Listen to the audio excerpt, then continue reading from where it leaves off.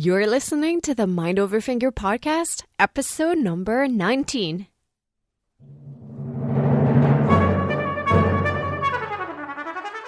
Welcome to the Mind Over Finger podcast, discussions on mindful music making, efficient practice, and building a purposeful career. And now, your host, Dr. Renee Paul Gauthier.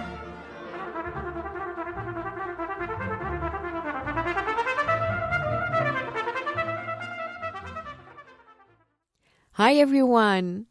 I hope you enjoyed last week's conversation with Anthony McGill, principal clarinetist of the New York Philharmonic. I'm still incredibly inspired by his mindful approach to focus and performance. And today I have another great interview with you.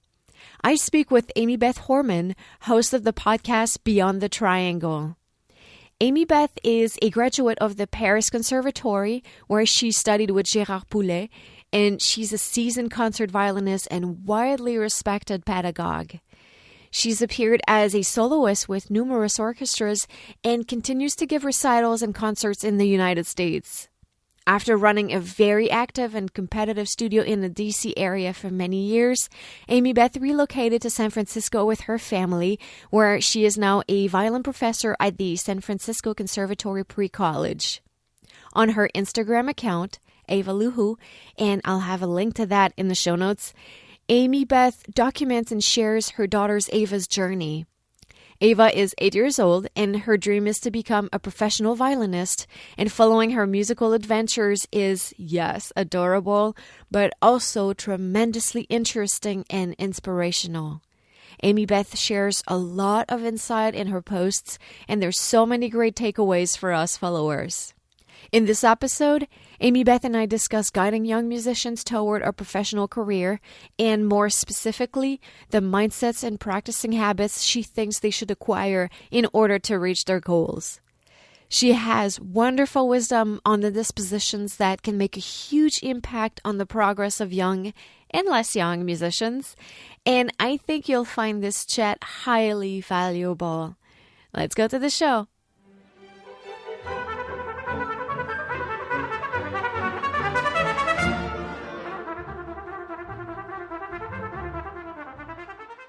Amy Beth Horman, I'm so excited to have you on the show today. I'm so excited to be here. Thank you so much for inviting me. Amy Beth, as I mentioned in the introduction, you're a performing violinist, pedagogue, adjudicator, and the conservatory mom of the very dedicated, talented, and adorable Ava, which is how I first heard about you. And I've been following Ava for about a year now. It's so inspiring to follow her growth as a musician and to read your posts and hear your perspective of her journey, both as her mom and as a fine violinist yourself. And this past September, you launched the Beyond the Triangle podcast, which is a podcast focused on the art of raising young classical musicians. It's an incredible value-packed program. I love it, and I strongly recommend that everyone listening to the Mind Over Finger podcast check it out. First of all, I feel like your approach to nurturing young musicians is so holistic. As you say in one of the episodes, all of this goes beyond the nuts and bolts, and once the technique is well established and the foundations are solid, the goal is to help the young artists find their own unique voice and figure out what they want to say with their art. And we hear this message come across in your episodes, and I think it is so important and so inspiring. Thank you so much. And what I also love is that you go into great details in the episodes. You cover all the facets of what is required for young artists to reach their goals and accomplish their dreams. You give us facts and data, but you also make it really relatable through anecdotes and through your personal stories.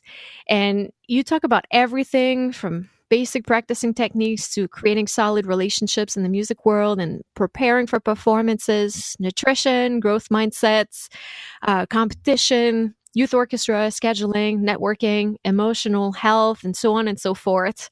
And I find that this information is not only valuable for young artists and their parents, but for musicians of all ages and all levels and backgrounds, from professionals to amateurs. I know that for me, it was really interesting to reflect on my own experience as a young musician and to re-examine things from my current various roles as hopefully ever evolving professional musician and as a parent. And I want to talk to you about the podcast a little bit more in a few minutes, but before, I'd love for my listeners to get to know you a little bit more. So, can you please tell us about you and your musical journey and how you got to where you are and how that artistic path has unfolded? Sure. So I started violin when I was in kindergarten. And apparently, according to my mother, I asked to play the violin when I was 3 after seeing a soloist play with the National Symphony.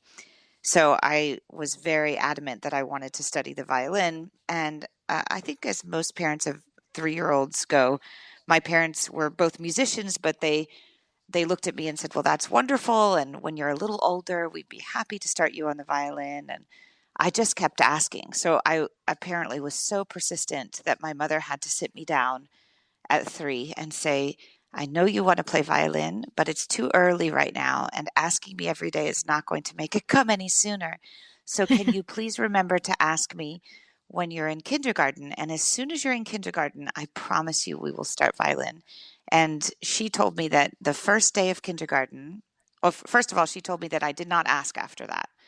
So I did listen and I did not ask after that conversation because I had been told to cool it, basically. And then she said, to her surprise, on the first day of kindergarten, I came right home and I looked at her and I said, "So when do I get to start violin?" And she said she Wow. knew because I had been silent for so long and then had come home and asked the question. She thought, wow, she really does want to start the violin. So I did. And I started with the Suzuki method with a wonderful teacher in our area who's still there. And her name is Patty Hurd. And she and I are still in touch. And then when I was about 10 or 11, she was very gracious and helped us realize that it was time for us to start with another teacher for more advanced training. And she assisted us in identifying a few possible teachers, one of which became my teacher, and his name is Jody Gatwood. And he was or he is the former concertmaster of the National Philharmonic. So I started studying with him, I think around 10 and a half. And then I was, I think, 15 when my dream of going to the Paris Conservatory realized. And I ended up moving over there and starting at the conservatory with Gerard Poulet and studying with him for 4 years. And so that's my basic training in violin. Of course, I had many, many people along the way who were at festivals and helping me out with all sorts of musical and emotional growth.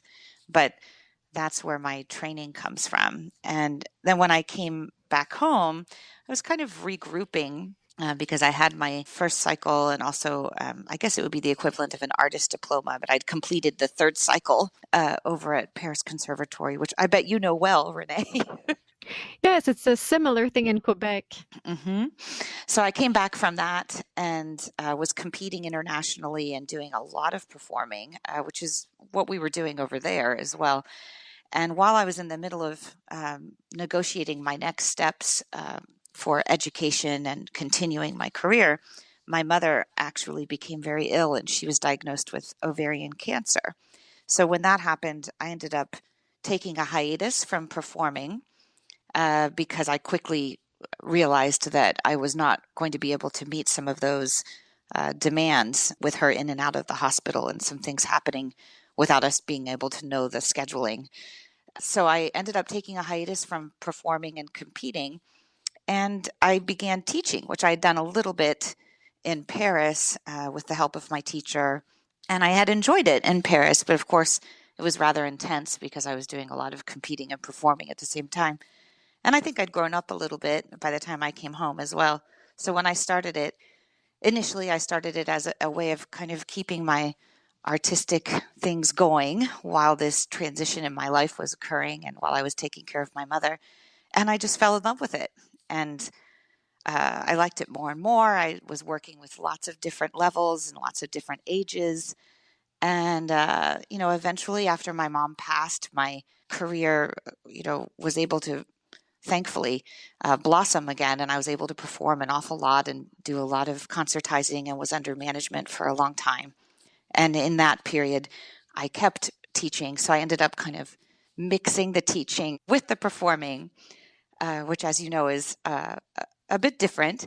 And then I had a few years where I started to have a family, and now I have 3 kids.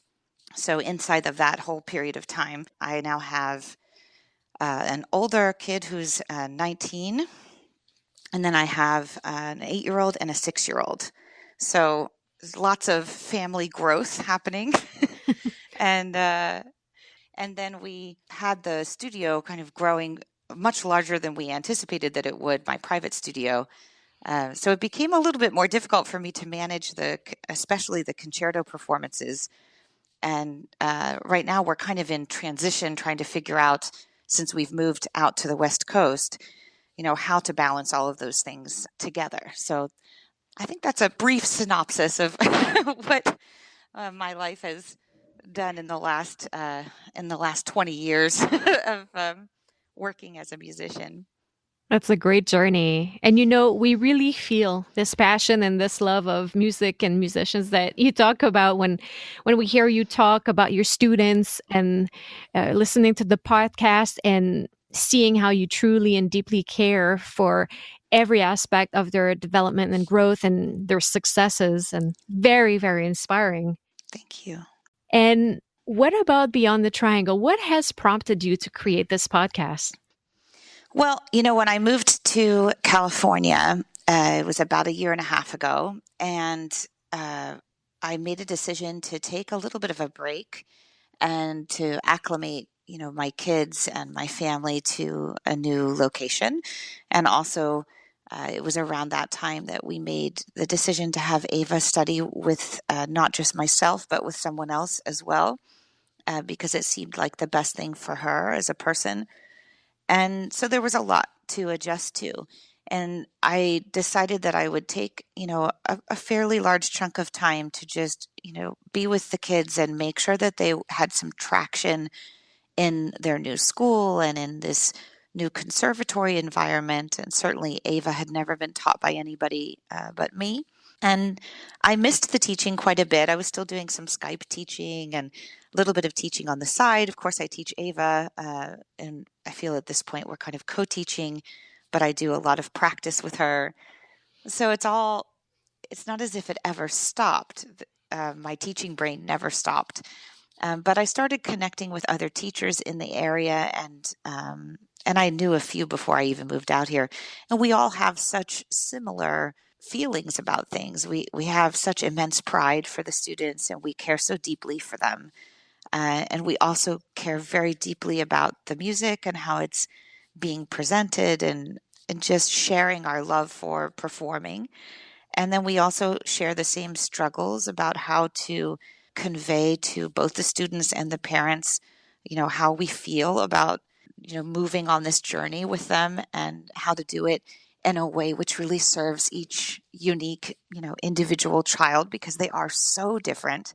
And so I started engaging more in conversations with other teachers and with some of the other parents at the conservatory, because I was appearing in the conservatory really as a studio parent, which was a new twist for me because I had never been in that position before.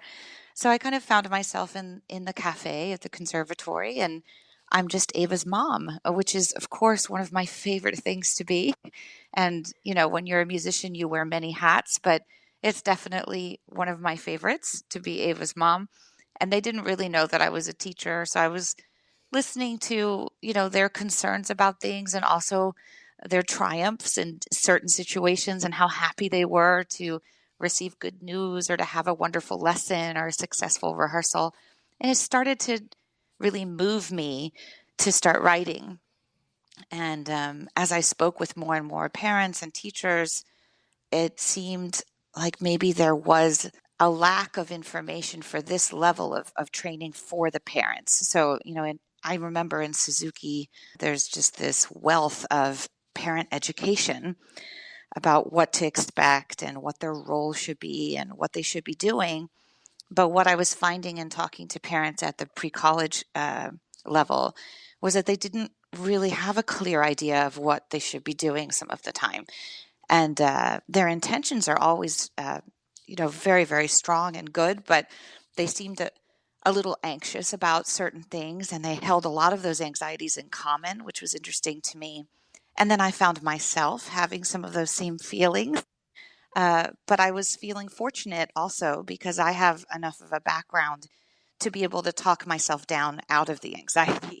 So I could, after a rehearsal that was a little bit rocky for Ava, I have the capacity, thankfully, to sit down with myself and think about what I could have done differently and to use the experiences that I've had as a musician in rehearsal to soothe my own anxiety and develop a strategy to maybe reapproach in a different way. And then I can go on with my day. But for them, without that previous knowledge, it's a little bit harder road to travel. And I think because a lot of them are not in the lessons as much anymore, and of course we're trying to allow for there to be space so that the children can, as tweens and certainly as teens, learn to take on their own voice and their own responsibilities and find initiative. It's our job as parents to take that step back. And we know that, but then there's also things that they can't do for themselves yet and that are not reasonable to expect them to do. So there's this shift that's happening, I think, in parenting at that juncture, and how that relates to the training of a very talented artistic child.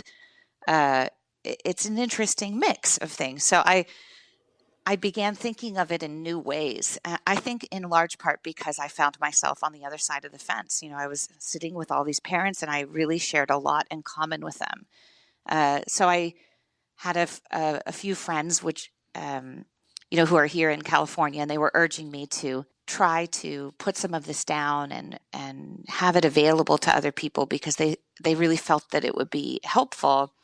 And I hesitated for a while, but then I decided, at this stage, with things at a little bit of a teaching lull, which is happening for me, as I'm regrouping and trying to find new ways of balancing my own life, that this was a good thing for me to be doing. So I started it in the fall, and I have to be honest, I think the response has just really surprised me, and in the most delightful way, because I hoped that it would be helpful. Of course, I hoped that. And I think it has been much more so than I could have ever imagined. And that gives me such a sense of purpose. So I'm very gratified by that.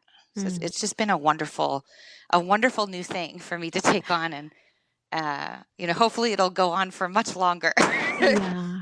Oh, yeah, it's fantastic. And I have to tell you, I hope it comes out as a book eventually. Oh, that would be great. I'll be buying the book. And, it's so interesting for me to sit there and listen to these episodes and sit here now and listen to you speak, because whenever I listen to your anecdotes and all the tips that you give us, I kind of see my own experience with my mom, and it helps me see things from her perspective when she was doing all of these things for me when I was a kid. And I am now a mom of an 8-year-old and a 6-year-old. So it's a lot of food for thoughts for me, for sure. And like you say, there's behind every professional musician, there's a whole team, and it takes so much help and wise guidance at home. So for a parent who does not necessarily have a huge knowledge of the music world and the music path, it's so wonderful to have this resource to go to, and you really lay it all out for us there. It's really fantastic. Thank you. Amy, Beth, it was very hard for me to pick questions and topics to discuss with you today because I want to talk to you about all the topics, but I was thinking that we could brush up on a few down-to-earth practicing items, and then my listeners can find everything else on your podcast. How's that? That sounds good. The first thing I was curious about, especially given your vast experience, both as a performer and now as Ava's mom, was regarding mindsets and techniques. And I know it's a broad question and it's a broad topic, but in your opinion, what are the mindsets and the practicing habits or techniques that you believe are essential and that young musicians should establish? Well, I'm a really big believer in growth mindset, which if anybody's listened to the podcast, they know that straight off the bat because it's something that's really helpful to us and our family. And it certainly has been very helpful also in my educating young musicians. And for Ava, I think it has been really instrumental in helping her move forward. So, with growth mindset, it's just about believing that you may not be able to do something right now, but that if you are in a positive state, that you can, with diligence, produce the ability to understand something and execute whatever technique that is in time. So we talk a lot in our house. I talk a lot with Ava about the power of yet, the word yet, that she still does, say, when something's hard for her, she'll say, "Oh, this is so hard," and I'll say, "Yes, it is. It is hard, but you will get it, and it's just a matter of time. So it'll be interesting to see how much time this will take. Maybe it'll surprise us. It might be less time than we think. We'll only know if we get started and if we stay positive and calm and try and approach things in a mindful way." And so she gradually, will come off of that cliff of insecurity and join me in calmly approaching something and hopefully relaxing and allowing some fun to happen at the same time. So mindset is a really big one for me. And then, the other thing that I think is very, very key for young musicians who have big goals of being a professional musician is to develop a really healthy commitment to their fundamental work, which I think is a difficult thing for some children or some teens to make time for, and even for adults too. I know a lot of adults who struggle to make that time. And for me, it was something that I did every morning. And I still do it now because I actually do it with Ava. So when Ava was in kindergarten and had just started, we would just do 10 minutes or so, maybe 15 minutes. And it became a thing with her. And she originally, when we first started it, it was because she looked out into the music room and said that she felt bad for the violin because it never got any breakfast. And I said, "Well, why don't we give it some breakfast?" And she was 5, so it was kind of cute. And she said, "I never thought we could give the violin some breakfast." And I said, "Let's head in." So we would bring in our little, waffles and juice and put them on the table and then do a few exercises together, fun little bow exercises or just open strings or rhythms. And we made our food for breakfast into rhythms and then tried it on different strings. And it just kind of gave us this lightness, this joy together, this time before she headed off to school. And I like to think that it kind of lit her brain up a bit so that she was nice and alert and happy. And also that she knew that she was loved and that we had this kind of mental hug in the morning, this mental and musical time together. And I still look back on it and it's kind of a heartwarming thing to think about because it started so simply from that one request from her. And now we're working, an hour a day and she still calls it violin breakfast. And I think it's one of the things that really made our Instagram kind of grow because people started seeing what we were doing. And Ava's always awake in the morning. I have to caffeinate for this now, especially because we're doing thirds and sixths and octaves and things. It used to be easier, violin breakfast. And sometimes I'll bring Ava to her lesson with her teacher, whose name is Davis Law. And if it's in the morning, I'll tell him, I'll say, "Well, you get, get ready because you have violin breakfast this morning. And he'll write me back this kind of like laughing. And he'll go, okay, well, I better have a cup of coffee, because you just never know what she's going to want to do with these scales and arpeggios. And sometimes it gets a little more challenging than what I'm ready for. A lot of what we do is child-led, and we'll talk about that later. But I think it makes for kind of an unpredictable session sometimes in the morning. But I think if everybody would commit to really doing their fundamentals in a way which is mindful and has a lot of intention behind it, and found a way to embrace it as something that serves them very beautifully, they would do it. And then it's just amazing to see how that grows in their playing, when they actually hit the repertoire. It makes such a beautiful difference in somebody's ease and ability to communicate.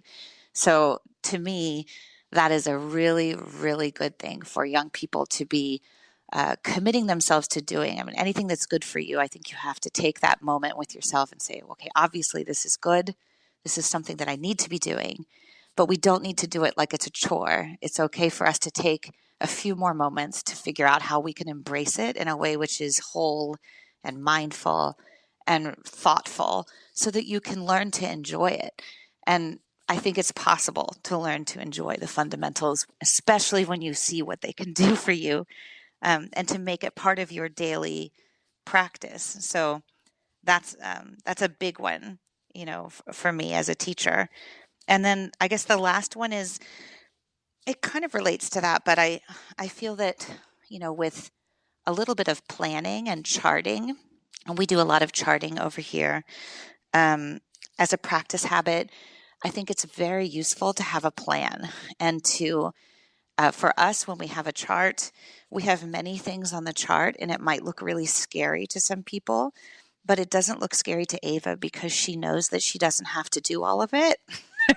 She knows that the chart has a lot of things on it because we see it as almost like a nutritional chart. So one thing that I tell parents a lot is, I remember with my son when he was little, because he was my first, I was just horrified that he wasn't eating some of the right things. And when I took him to the pediatrician, and she was asking, as they do, does he eat vegetables? Does he eat this? How much of it? And I was just getting hot, in the face, because I thought, I'm failing at this. I said, yes, he does eat broccoli. He will eat green beans if I serve them a certain way. He eats apples, but he doesn't like mangoes. And I'm just feeling like, oh no, I can't do this. And she just looked at me and she said, it's okay if he doesn't do it every day. I'm looking for the week. Could you write down what he did in the week? How much did he eat in the week? And then I marked everything. Like any mother can do this. It's so crazy. I just wrote this huge list of everything that this little boy had eaten in the week. And she looked at me and she said, you're doing fabulous. And I said, oh. And I went home and I thought, wow, I've been feeling so awful about this. I've been carrying this weight of failing. And I wasn't failing at all. I was just thinking that I needed to do it every single day. And so, Ava and I do, by the end of the week, we do everything on this chart once or twice. It depends on what it is. But she knows what to do each day, and she's getting really good at telling me. So this morning I said, where are we? Because I'm so tired, because it's their first day back after. So, Lord help me today. It's their first day after winter break back in school. So, violin breakfast was rough for me this morning. She seemed fine. So I said, where are we on the double stops today? What are we doing? And she said, well, yesterday we did thirds, and then the day before that we did octaves. So it's obviously sixths. And I said, oh. And she's got it up on the wall. So she knows where we are. We don't hit them every day, but by the time we see her teacher next, we'll have hit all of them once or twice, usually twice.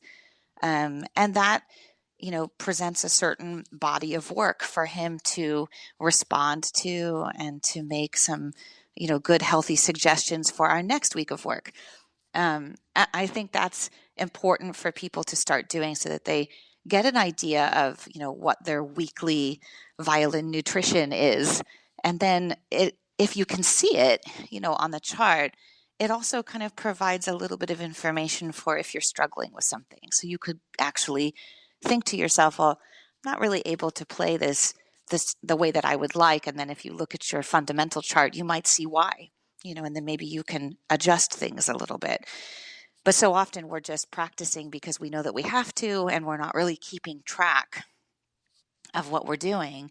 And then even when we progress past that, if we're working mindfully and we're doing really good work, but we're not keeping a good log of it, it's very easy for one day to bleed into the next day, and the weeks go by very quickly.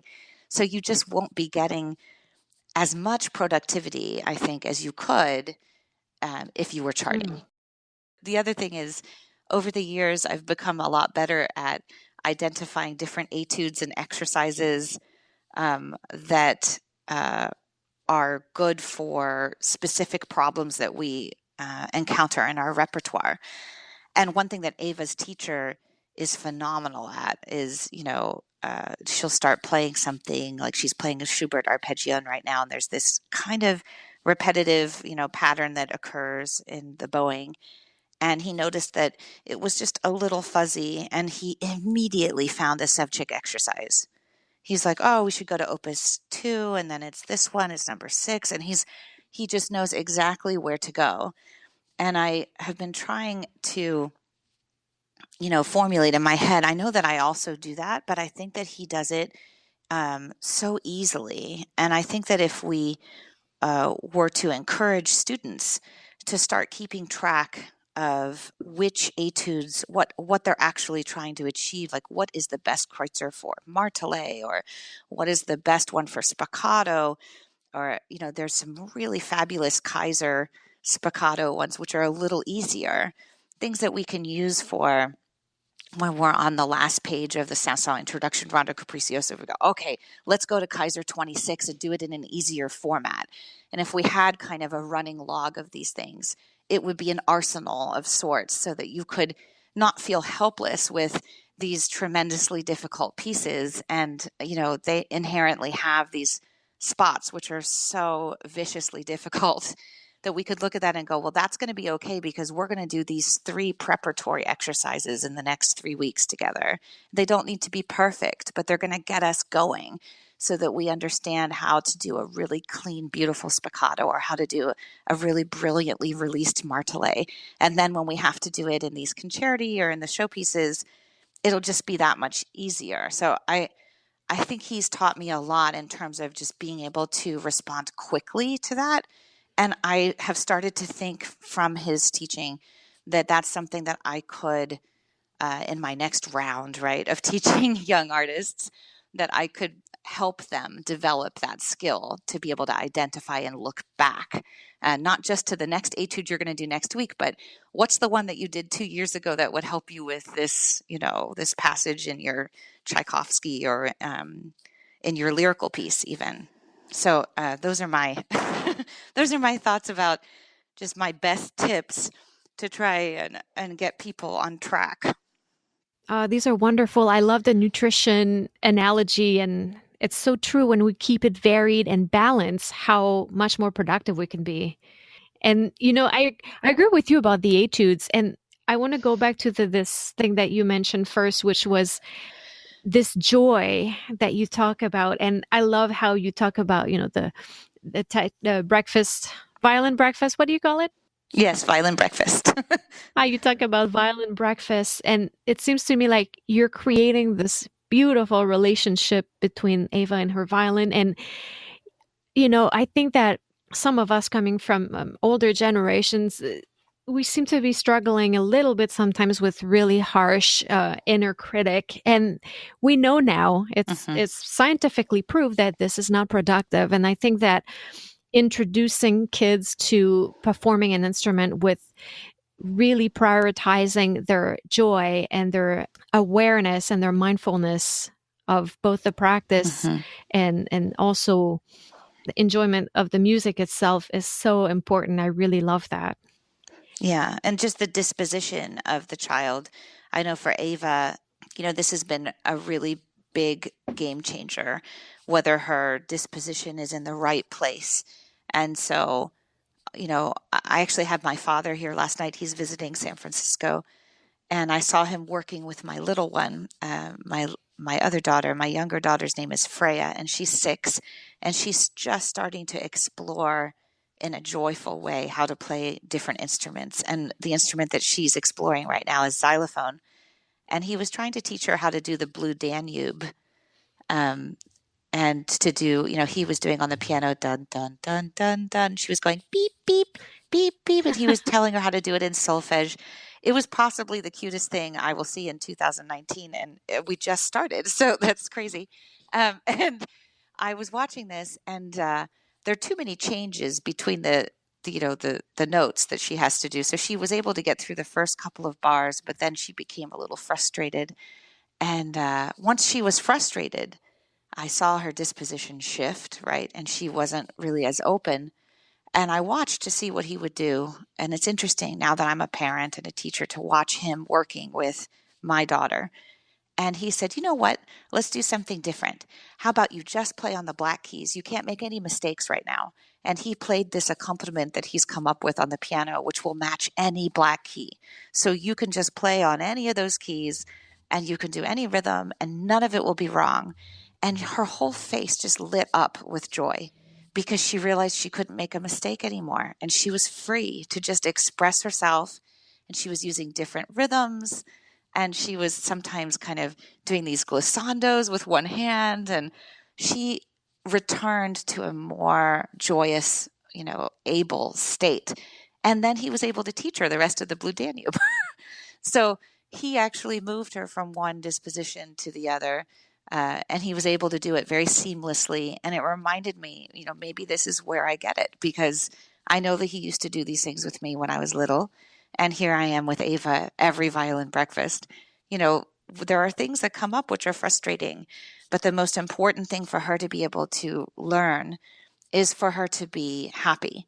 And it seems always that we have too much in a list of practice things to get through. But it's never worth sacrificing the disposition, because when she's happy and she feels expressive and relaxed, she learns so much quicker. And whatever it is goes in deeper, and it's there the next time. So it's actually worth it, I think, with kids. And I think this works all ages, even adults, that if we feel that frustration and, like you said, that inner voice, that inner critic, we have to learn ways to shift our disposition and ways to help children shift their disposition so that they can become, so that they can return to a state where they can learn beautifully. And that way their association with the instrument remains beautiful rather than this chore that they need to get something perfect or right. Yes, alignment over effort. It's such a great reminder, and it's so important. In a different episode, we're going to do a little transition on a different topic. In one episode, you talked about spaced repetition technique, and I really like this. And you and I both know that this is, again, scientifically based way to practice. And I will put a link in the show note to which specific episode I'm referring to. But I think it's very important, and I would like for you to talk to us a little bit about this technique, the spaced repetition technique. What is it in a nutshell, and why do you think it's important, and how is it effective? Okay. I'm so glad that you want to ask me about this, because it's one of the things that I'm really excited to talk about, and I don't think it gets enough talk time. So even though I did an entire episode, I think, on this, but I think spaced repetition has completely changed my life. And when we were doing Suzuki, way back when, there's a lot of repetition in the fundamentals and in the foundational studies. And I completely understand why that is so, because there's so much that you're learning at once. But I think there comes a time where once you have some of those things established, and it may come earlier than some people believe it does too, I think you can start doing spaced repetition in your practice. And how I describe it is, and how I think people have understood it when I've tried to explain it before, is to tell them that it happened to me by accident. And it happened to me because I became a mom, and because I was teaching 40 hours a week, and I was still having to play concerti. not having to, I was blessed with the opportunity to play concerti, and I had to practice them. And so there was really not multiple times in the day that I could sit down and practice. There was one time in the day. And especially if I were learning things on a tight schedule, this was a problem. Or it seemed to me initially that it was a problem, because I thought, how am I going to make any progress if I can only get in one practice on these new materials, and particularly on a tight timeline? And I was on this list of emergency soloists. So sometimes I would get hired to play something in 8 days and I didn't know it. So that was difficult for me to stomach, like, okay, do I need to cancel my whole schedule? Do I need to bring in childcare? So I kind of ended up trying to do, one big practice when I felt like I was, grounded and able to work well. And then I would have an entire day where I wasn't able to touch those materials. And then I would wake up the next morning and I would try it again. And there were spots which my body had absolutely no memory of whatsoever. And that was upsetting. But then there were other spots that if I just tugged at it a little bit, it would pop and it would come right back up. And I thought, wow, I might have practiced that yesterday if I had had time, but I don't know that it would have done me any good. So I started looking and researching a little bit to figure out why I was retaining some things and not others, and what I could do to maybe maximize my practice sessions and just the placement of them and the scheduling of them. So it was kind of astonishing to me, some of what I read. And it basically states in a nutshell that if you practice something that at a certain level, it does not do you much good to be mindlessly repeating it. That this drilling and repetition that a lot of us do, mostly out of anxiety, I think, and fear that we're going to mess up, that actually doesn't move us forward. But that instead what we should do is that we should space that practice from the next one. And then the timing of that should be almost exactly at the point where your body has no memory of it. So if you were to imagine like a tank, if you fill up your tank with information, then the next time you hit it should be almost at the bottom again. So the thing about that is, if you're doing something which is incredibly complex, you might hit the bottom of your tank a little earlier. So those were the things where I had no recollection because they were so complex. Maybe they were 20th century, or they were just way up high and the architecture was difficult, but my body had no memory of them. So I probably hit the tank earlier, and I would have had to have gotten up in the middle of the night. But the other things, which were a little bit easier, still hard, but not as hard, I was at the bottom of my tank. So I was almost at an empty tank of memory. And then I was able to surge it.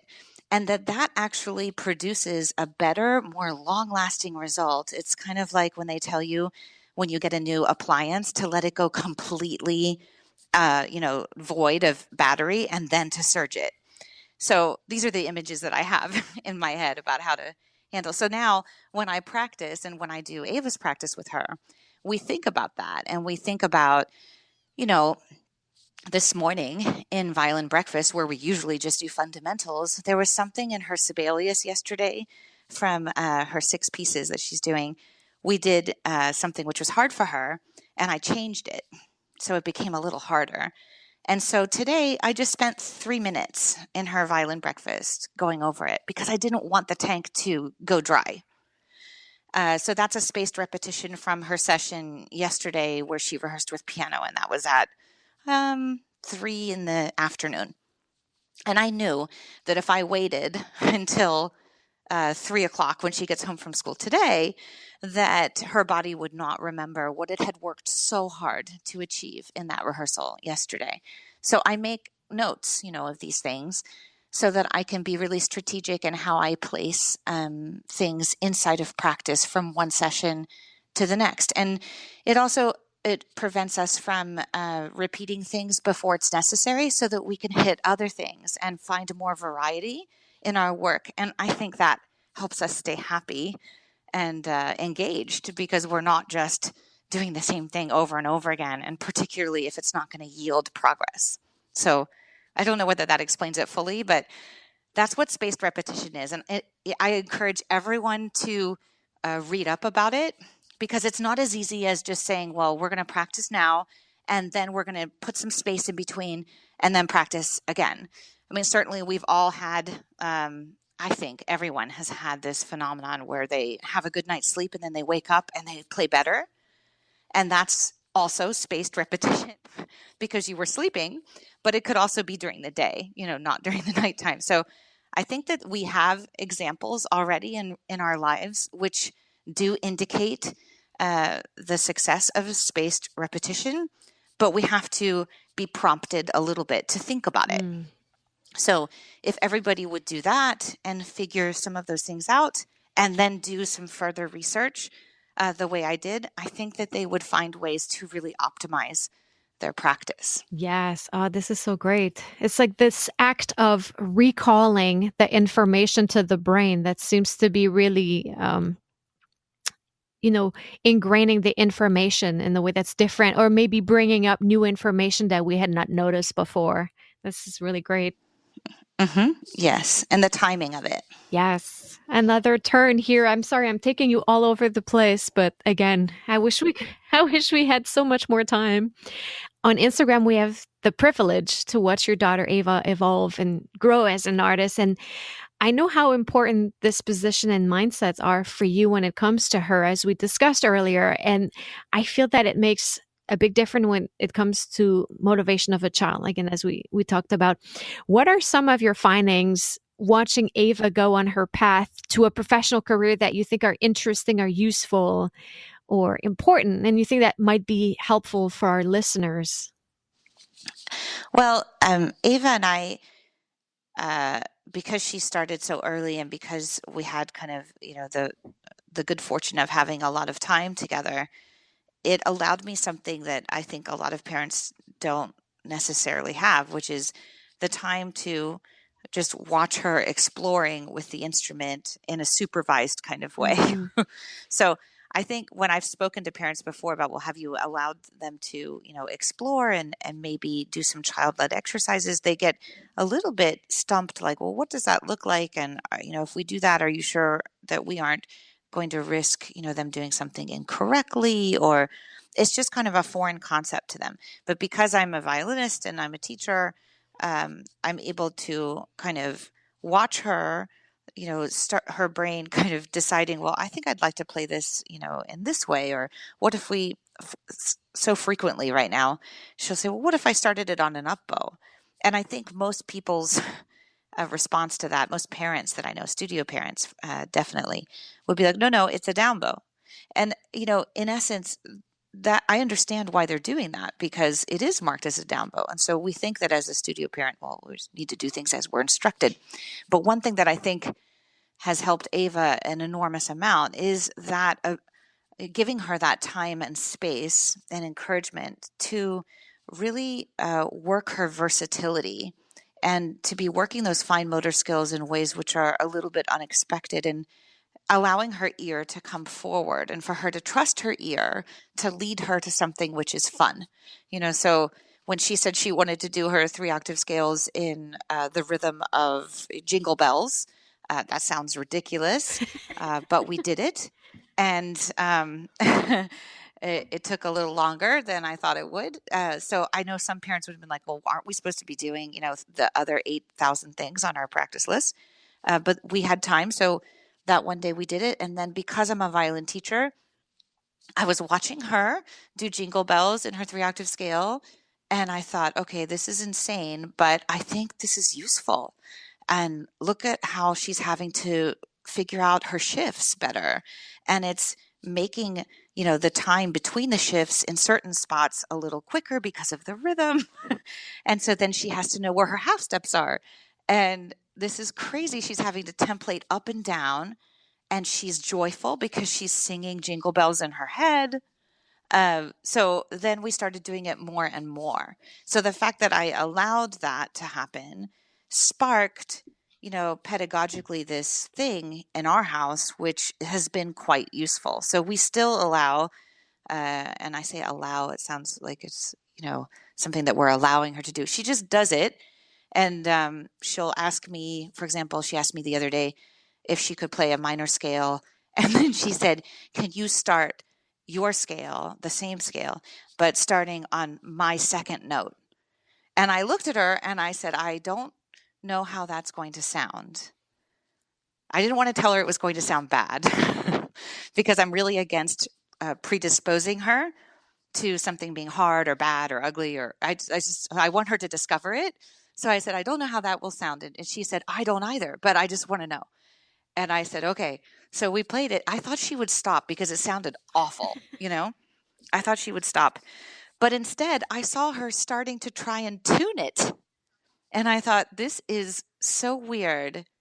But she's tuning minor seconds. And then there were these pockets, and I can't even describe where they were because it was so weird. But there were these times where we weren't playing in dissonance anymore. And she told me, she said, those sound like sunshine to me. Like suddenly it sounds good. And then it would go back in the clouds. And she was so fascinated by this that she's wanted to do it a couple of times since. Nobody else wants to listen to this but Ava. But I'm convinced that she's ear training. She's memorizing intervals. There are all these wonderful things that are happening from this crazy little exercise she wanted to do. And it's really only 2 or 3 minutes of our time, but it's allowing her to, first of all, retain that beautiful disposition that she's pretty good at finding, but like all kids, she needs a little help maintaining. And it also lets her ear kind of lead the way. So it empowers her so that she knows that it's okay for her to explore. So, inside of that, I think the things that have been the most useful for Ava, I know probably people might think that it's, her working and practicing a lot. But I think the thing that has helped Ava the most is the child-led exercises, us engaging in that together and embracing it as being not just fun, but also taking a second to acknowledge that it's pedagogically very useful. And then also allowing her to discover things on her own. So the decision that we've made, both I've made this decision, and I've also encouraged her teacher to not predispose her. So when we started octaves, I did not tell her that they were difficult. Mm-hmm. I just said, there are 8 spaces between. I showed her. She said, 8, octopus. She started listing words with oct. And then I said, yes. And then we tried it. It took her a second to figure it out. And then by the end, she was getting some of them in tune. And she said, these are like peaches. They're really juicy. Mm. And I said, they are. And she said, they ring a lot, like the juice in a peach. And I said, yeah, they do. And she said, I like them. And I said, well, I like them too. And in my head, I thought, do I like octaves? I mean, I think octaves are so hard, but I do like hearing them. And it's just, she's taught me a lot in these interactions that if I were to have said to her, look, we're going to do octaves together. Let me tell you, they're awful. Get ready. It's going to be, rocky. So focus up. And if I'd said that to her, like, get ready, Ava, it's going to be really difficult. She would have tensed up. And I just think just approaching it from that way, from that direction, it has been enormously helpful to her. And it's actually showed me a lot about where her natural strengths are. And I think her teacher has appreciated it from the standpoint that he can select literature for her with a lot more confidence because he knows what she comes by very naturally. And he also can see where she needs some work because there's nothing predisposing her. So she's just kind of coming about it on her own. So those are things that I think have really helped Ava along her way in the last couple of years, especially. I love that. And I think that all of us should keep this kind of, child's approach to things. And I love how you don't fill her with these preconception, and she can really develop her own concept of things, void of any kind of idea that, well, this should be difficult. This example that you gave and her feeling that octaves are peaches, I think it's brilliant. I love it. Well, and I have my own, I'm sure everybody does, it might be the plight of a professional musician who teaches their own child, but I have my own experiences with different techniques and things that I struggled with. And so it does take me a moment. I have to really have a talk with myself before we approach those things so that I allow her to pave her own way. And that's been very healing for me to see her approach something that has caused me a lot of grief, but to then be seamless about it and to be joyful. It's allowed me to rediscover some techniques in a way without the same stress. And now I feel differently about them. So there's been a really cathartic set of experiences with technical work with Ava. And I haven't actually performed a lot since I got back, or since I moved to California. But I'm going to soon. And I'm kind of excited to see how that translates, because there are a few things that have shifted in how I perceive them, since I taught them, or since I encountered them, let's say, through Ava's eyes. It's been very different. Mm. Amy, Beth, as I said, I wish you and I could discuss all the topics, all of them. And I really hope that we end up meeting face to face one day and have the chance to do just that. But I know you have a really busy schedule. I would love that. Yeah, that would be fantastic. I know you have a really busy schedule. So how about a round of rapid fire questions before I let you go? Sure. So for the people who are dreaming of a career that resemble yours, can you tell us a little bit about what your life looks like? Well, currently, what my life looks like is that I wake up in the morning and I do this violin breakfast routine with Ava, which serves as my violin breakfast. I think we can call it that for me too. And then I get the kids off to school. I usually have a bit of correspondence to do, either for myself for rehearsals or a performance coming up. And now I also have the same for Ava. So applications and formatting programs and recital requests at the conservatory. So there's kind of like a business side to things, which I think all musicians need to learn how to handle that and to do it in a way that doesn't make them feel panicked. And then I do my own practice. And then I usually mix in a little bit of just taking care of the house and maybe prepping dinner, or just getting ready for the second part of our day so that I don't feel hassled. And then I go get the kids and I bring them back. And they're usually around during some of my practice a little bit. And then I also help Ava with hers. And luckily we live in an open plan. So there's kind of like dinner happening and kids doing homework and one of us practicing. So it's a pretty noisy house, but there's certainly a lot of joy, and there's always something coming up. So, there's always something that we're looking forward to that's either visiting someone or sharing music with someone, or another lesson or a rehearsal or an opportunity. So, we love it. And that's kind of how our days go from one to the next. And you just mentioned organizational skills, but are there any other skills that you think young musicians studying today should acquire in addition to learning to play their instruments? Well, I think there's the learning to play the instrument. And then one thing that I discussed a lot on the podcast was that I firmly believe that we need to just start almost just throwing young artists on stage just as much as possible, that they need to get really a really fine sense of how to move in the day in a way which allows them to hit that stage for a little bit, so that it doesn't come as a huge adrenaline shock to them, but more just part of who they are, this beautiful part of who they are. So the more the kids perform, the better they get at that. And I think we need to stop thinking that it needs to be perfect. There's this, whole thing with CDs that are spliced, to the ends of the earth, and everybody thinks it needs to be perfect. And I think we need to transition that into it just being honest and where we are in that moment, so that they feel comfortable coming from backstage out to the front and center stage and doing what they really love.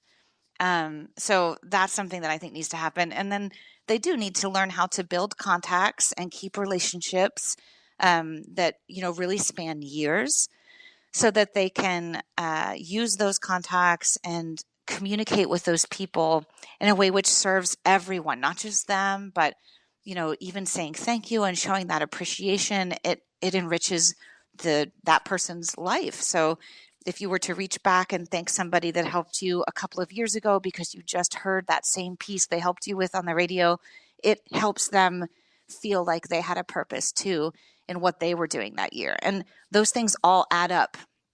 So I think when it becomes a little bit more natural for young artists to do that and for parents to do it for them so that they model it, it leads to more music making, better productivity, more creative people doing what they do best. So it's kind of a community thing that I believe in. I love that answer. And you have a great episode about that very topic. Do you have a favorite tool in the practice room? I think that my favorite tool in the practice room is probably those charts. But we also have one that Ava really likes, and she really likes those sand timers. Mm-hmm. So the sand timers are good because they tell us that there is an end to something. So sometimes it's hard for little people and big people to do what needs to be done and to do it mindfully and calm and to really silence that inner critic and to just put in that really wholesome time with the instrument. But if you have a sand timer and it's on 5 minutes, you can see that it's not going to be forever. And children are fearful of us making them do things longer than we said. So if I put the sand timers up, she'll choose the one, and it's become very interesting. I think it's good for parents to try to have a few sand timers because I'll say, which one do you think you should use for this? And then she'll choose. Sometimes she chooses the longer one. And I think somewhere inside each child, there's this genuine wish to do their best. And we have to work with them to celebrate that. And so when she picks the larger one, I always look at her and I'll say, I'm so proud that you picked the larger one. Let's get some good time in then. Because she doesn't always pick the 1 minute. And when she picks the 1 minute one, I look at her and I say, I understand. It's probably been a long day. Let's see what we can get done in 1 minute. Because we're all like that. We all have days where we can spend a little bit more energy gunning for something. And then we all have a day where we're just mentally exhausted, but we can still do something that is of value. So those sand timers, it's kind of like a window into what is going on inside of her head and her heart so that I can kind of use that information for the rest of the day. Well, she chose the 1 minute timer. So let me just be a little gentler. She's clearly had something at school that has kind of worn her down a little bit. So that's one of my favorite tools in there. I know it's her favorite tool. And they can't always express, these things, these emotional things. So I think it helps. It kind of gives me a visual for me to see how she's doing. Oh, this is great. I love the idea of the different time timers. What is the best advice that was given to you that you would like to pass on to the listeners? I was thinking about that earlier, and I think I've received so much advice, but I think that the best advice that anybody ever gave me was to never play with fear. They just really instilled that in me. And I think as you get older, you start to really live in a way which helps you realize why you should not play with fear. But when you're younger, you feel like you have all the time in the world. So you feel like, well, if I go out on stage today and this piece is so hard, I'm just going to try and play it safe. And, there's being smart and then there's being safe to the point where you're not making music.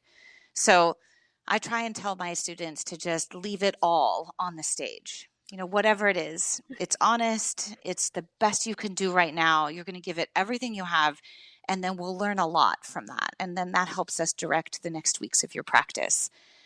Because it's never the last performance. And they kind of know that. They're going to have many. But as you get older, like I played the Korngold Concerto before I left the East Coast. And that is a terrifying concerto, especially in the third movement. I was terrified. But I just said to myself before I went out, and it was easy for me to say this to myself, you don't get hired to play the Korngold very often. I've gotten hired to play all the other concertos much more often than this. It's my second time on it. That's weird. I'm surprised I got asked to play it twice. So before I went out on stage, I said to myself, you know what? You don't know that you're ever going to play this ever again with orchestra. So you better get everything that you want out of it so that it's just dripping on the stage when you're done. Because this might be it. This could be it for you in the Korngold with orchestra. And it helped me because I got to that third movement and I thought, well, if I don't play this, with absolute abandon and have as much fun as I can, I may never play it again. I might play it with piano or by myself, but it feels so different and so wonderful to play with orchestra. So I kind of gave it everything I had. But I think that it reflects back on that original piece of advice to just never play with fear because there's never a reason. Never pays off. That is a great advice. Amy, Beth, do you have a quick actionable tip listeners can implement today in their musical lives?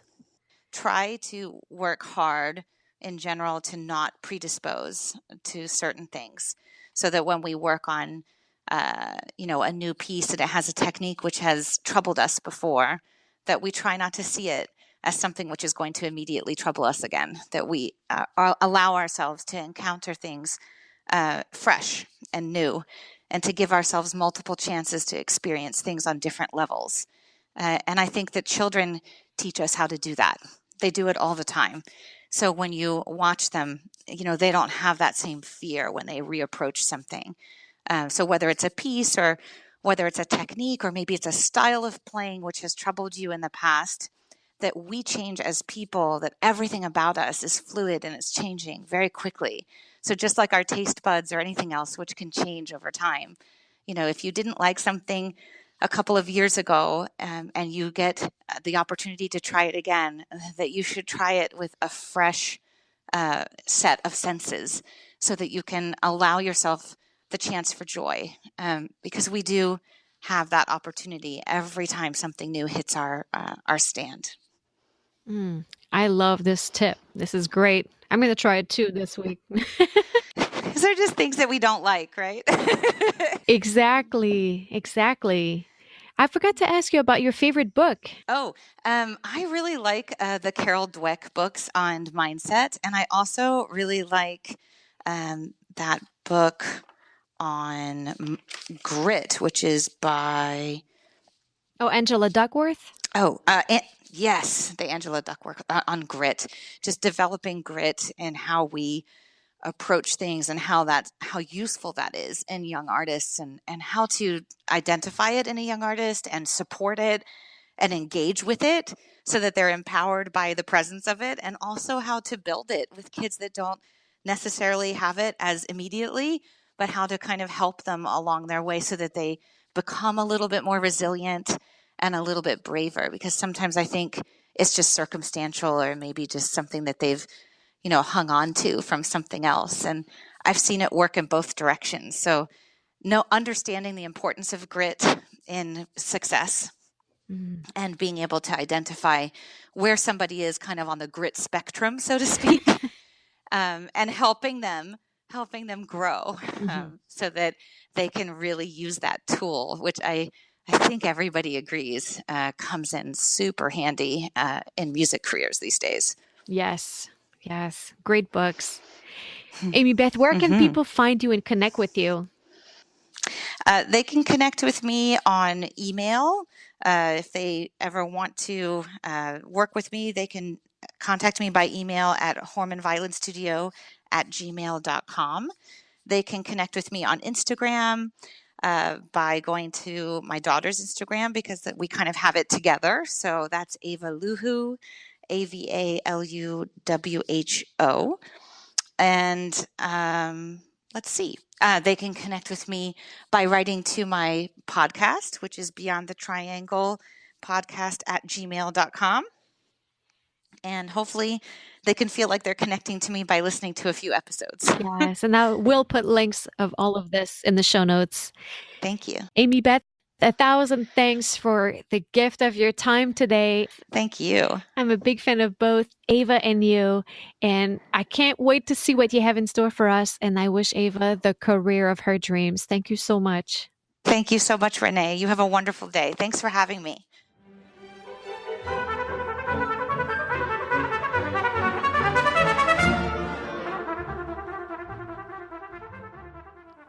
Thank you guys so much for listening. I hope you enjoy this chat with Amy Beth Horman. As I mentioned in the discussion, it was so great for me to get to reflect on my own musical journey and think about the mindsets that did help me reach my goals throughout the years. It's also given me a lot of food for thoughts for my own continuing growth and things to discuss more deeply with my students. And I would love to hear what your favorite takeaway from today's show is. You can find me on Instagram and Facebook at MindOverFinger, so please reach out and let me know. Or you can also take a screenshot of the podcast, share it on social media, and tag me so I can find it.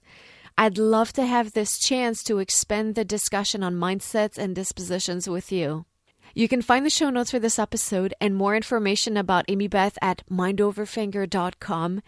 And you can also join the Mind Over Finger tribe at facebook.com/groups/Mind Over Finger tribe for additional content about deliberate practice and performance. Next week, I'm really excited to be talking to Canadian pianist David Jalbert about learning and memorizing repertoire. If you enjoyed this episode and would like to help me spread the word about the podcast, please take a minute to head over to iTunes and leave a review. It makes a big difference and I really appreciate it. Again, thank you and à bientôt!